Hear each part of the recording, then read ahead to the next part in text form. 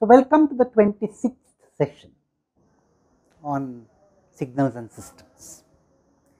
In this session, we are now going to begin with an example of discrete convolution. So, let us take two sequences and convolve them. So, you saw that in the relationship between input and output, so if you had a discrete system which was linear and shift invariant, and you knew its unit impulse response. Now, we do not have to keep saying unit impulse response every time. We could just say impulse response. The input is xn, the output is yn, and yn is known to be summation on k going from minus to plus infinity, x of k, h of n minus k. Now, we also noted that this was an operation between two sequences, x and h, and we will take an example. Let xn be 4 at 0 and then minus 2, 1 and 3 respectively at minus 1, 1 and 2. You remember this notation, this shorthand notation. Similarly, for variety, let us make hn of length 3, that means 3 non-zero samples, and let it take the value 5 at 0 plus 1 at n equal to minus 1 and minus 2 at n equal to plus 1. And let us convolve. Convolve is the verb form. Convolve x with h. In other words, generate the output y when x is the input to the system and h is the impulse response. So, now we need to interpret the expression yn in terms of what you are doing to the sequence. So, let us do that. We have y of n is summation k going from minus to plus infinity, xk h n minus k, and now we have two indices. You see, now for a moment, let us think of k as the index on which I am going to move these sequences. So, you have both x of k and h of n minus k plotted as a function of k. So, here you have k equal to 0, k equal to 1, 2, 3, 4 and so on, and you have minus 1, minus 2, minus 3 and so on. So, at k equal to 0, you would put of course x of 0. I am trying to plot x of k first, and here you would put x of 1, x of 2 and so on, x of minus 1 and so on.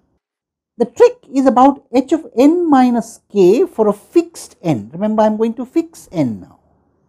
Obviously, h of 0 would appear at k equal to n.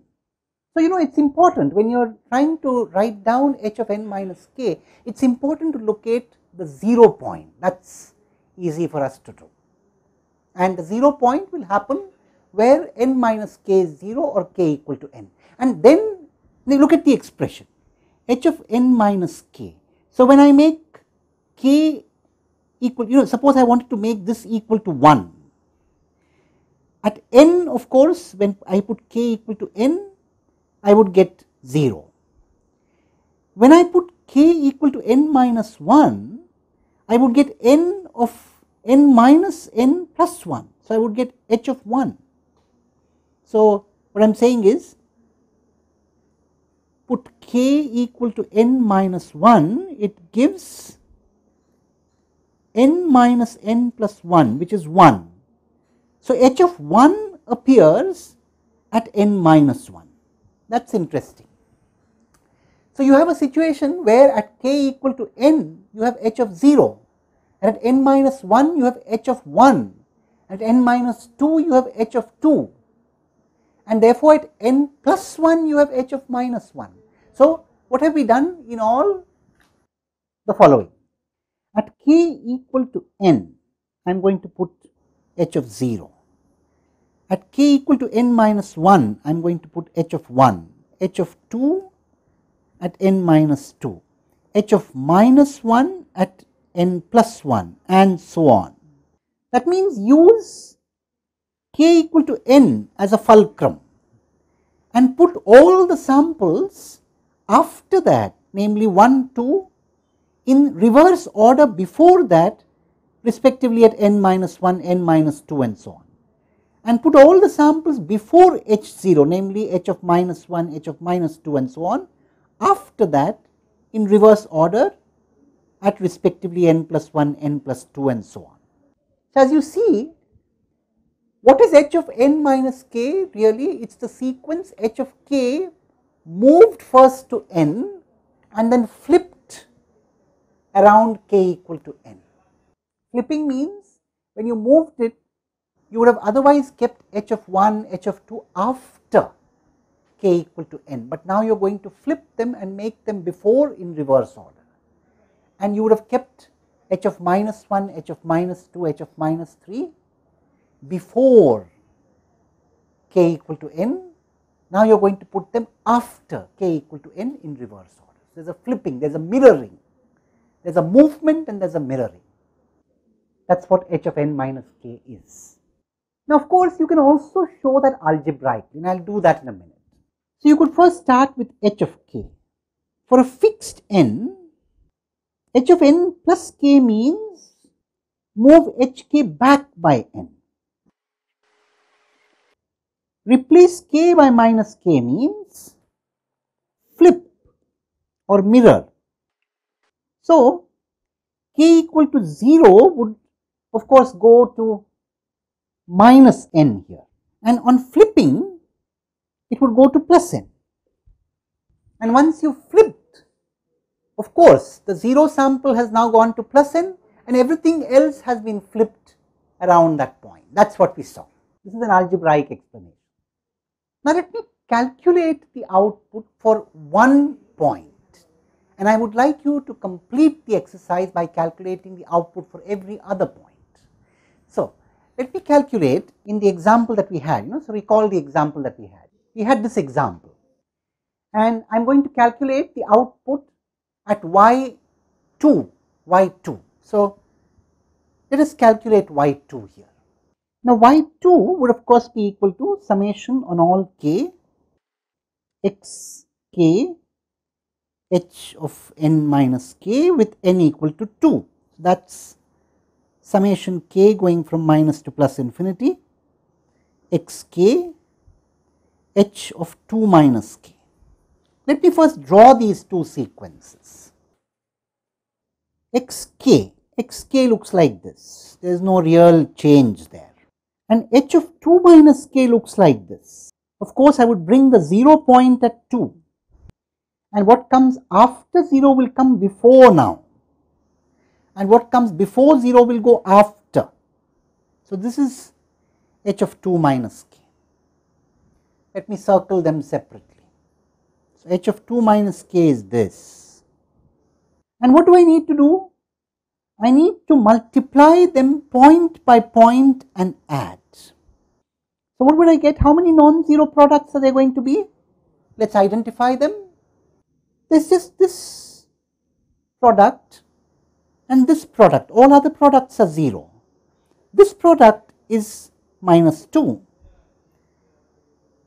and this product is 15, that gives you 13. So, y of 2 is equal to 13. Simple. Now, I have shown you how to calculate y of 2. Please calculate y at other points and answer the following question for me. How many non-zero points do you have in y? Can you make a general inference?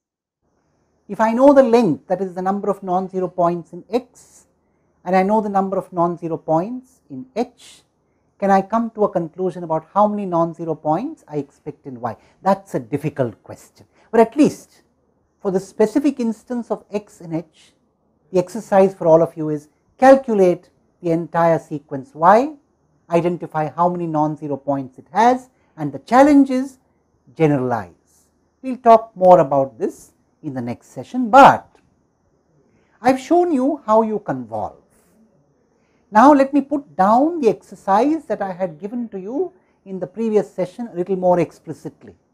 That is, in fact, exercises 1. Find yn at all other n. 2. Prove that convolution is commutative. That means x convolved with h. Now, this is a symbol I am going to use for convolution again. X convolved with h is equal to h convolved with x. Prove that convolution is associative, meaning x convolved with the result of convolving two sequences h1 and h2 is the same as x convolved with h1 first and then convolve with h2.